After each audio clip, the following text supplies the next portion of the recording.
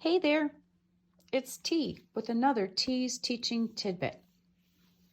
Today we're going to play Digit Dig. Digit Dig is going to allow you and your child to build numbers and practice place value. You're going to practice place value, you're going to practice reading numbers out loud. You're going to compare numbers, whether they're the largest or smallest numbers, and all you're going to need is a deck of cards and a place value mat. Here you can see I've used a sheet protector, a plain piece of white paper slid into the sheet protector, and divided it in half for you and your child. You're going to need a dry erase marker and a deck of cards sorted ace through the number 9. You're going to randomly draw numbers off the top of the pile, and you and your child are going to build a number, read it out loud to each other, and compare numbers. The person with the largest number would win the round.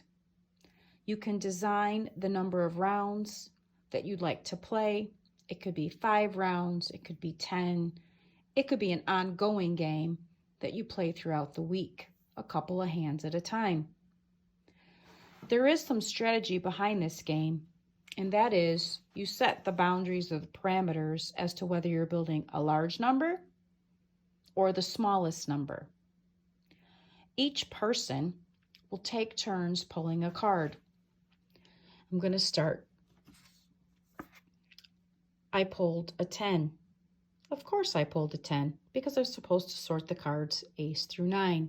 So your child will probably say, Mom, you weren't supposed to have a 10 in there, so we're going to pull another. I pull a 9.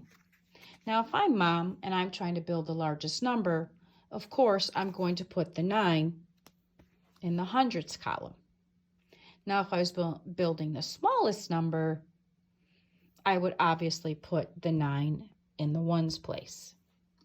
Now your child takes a turn.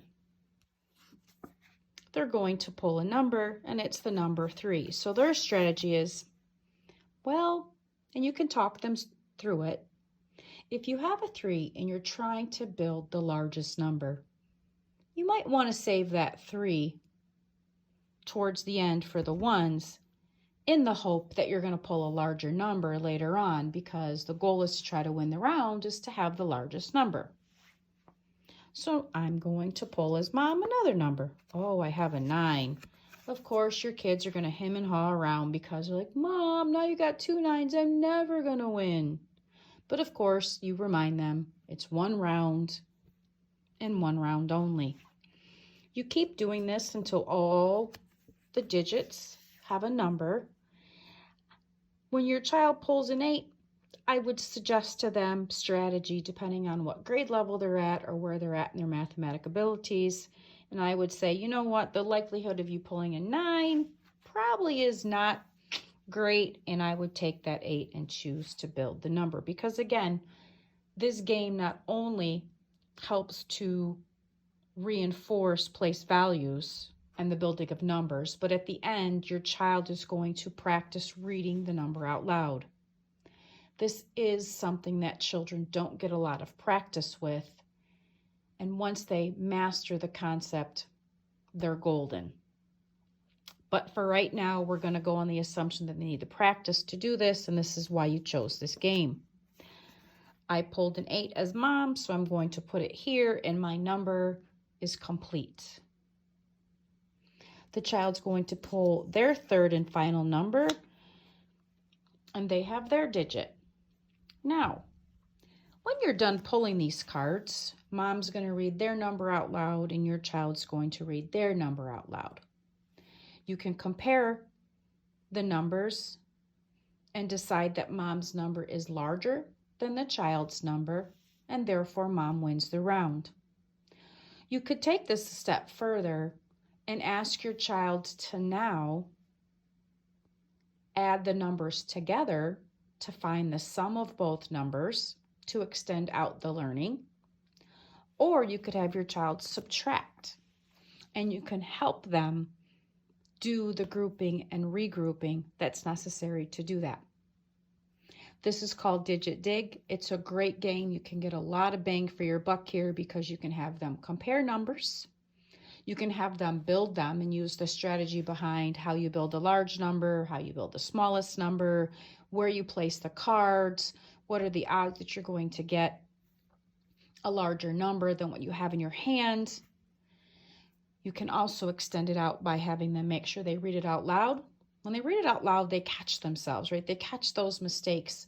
Oh, they're not sure of how to read the number, but once they read it out loud, you can help correct them and guide them. And often once they read it out loud, they can actually self-correct. But it's when they read them out loud that they find that they're not reading it or understanding it correctly. A variation to this game is that you can build out your place value mat to also include thousands, 10,000s, 100,000s. No worksheets required. It requires a sheet protector or a plain piece of paper where you can create your place value mat, a deck of cards sorted between the number 9 and the aces, obviously not tens, and practice math fact fluency, comparing numbers, greater than, less than, equal to, reading numbers aloud. And then, like I said, at the end, you can have your child add those numbers together, subtract them, and you can quickly see where their challenges are. And you as the child know your child best and can provide more learning experiences for them to strengthen that which they do not know yet. I hope you found this game helpful, informative. Please subscribe to my channel for more teaching tidbits.